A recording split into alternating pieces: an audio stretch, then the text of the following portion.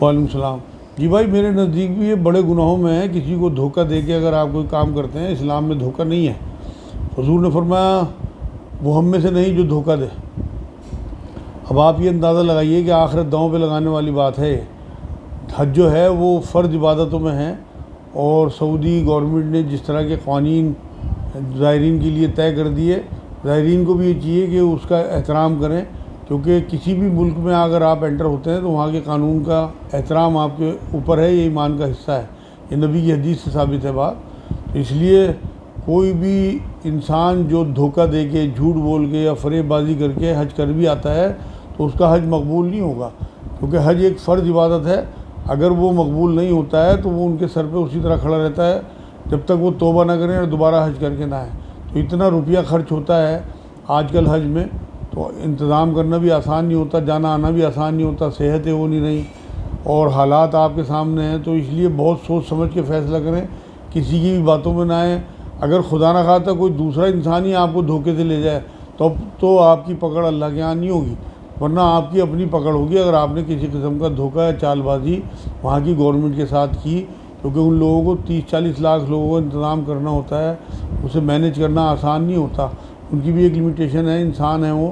تو اس لیے ہمیں مہمانوں کی طرح سے وہاں پہ جانا چاہیے کہ ہم اللہ کے بھی مہمان ہیں اور اس ریاست کے بھی مہمان ہیں۔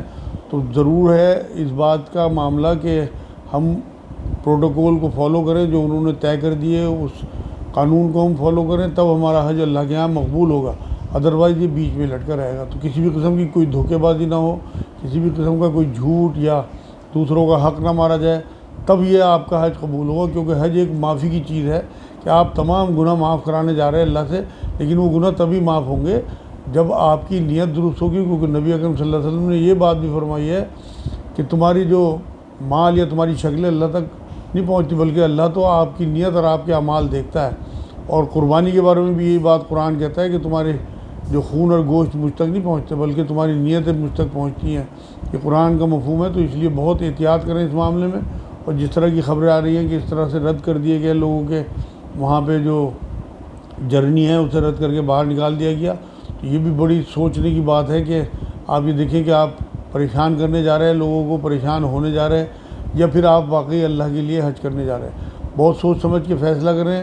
جو بھی بہن بھائی وہاں جا رہے ہیں تو وہ سارا اپنے ڈاکومنٹس وغیرہ تیار رکھیں، اور سب جینون ہونے چاہیے، جس سے کہ ان لوگوں کو کسی قسم کی کوئی دقت نہ ہو، اور وہاں کا اسٹاف اور وہاں کے لوگ جو ہیں وہ آپ کو پورا پروٹوکول دیں اور آپ کی پوری عزت کریں، کیونکہ مہمان جو ہے وہ عزت اور احترام کے قابل چیز ہے۔ آپ وہاں اللہ کے بھی مہمان ہیں اور گورنمنٹ کے بھی مہمان ہیں۔ السلام علیکم۔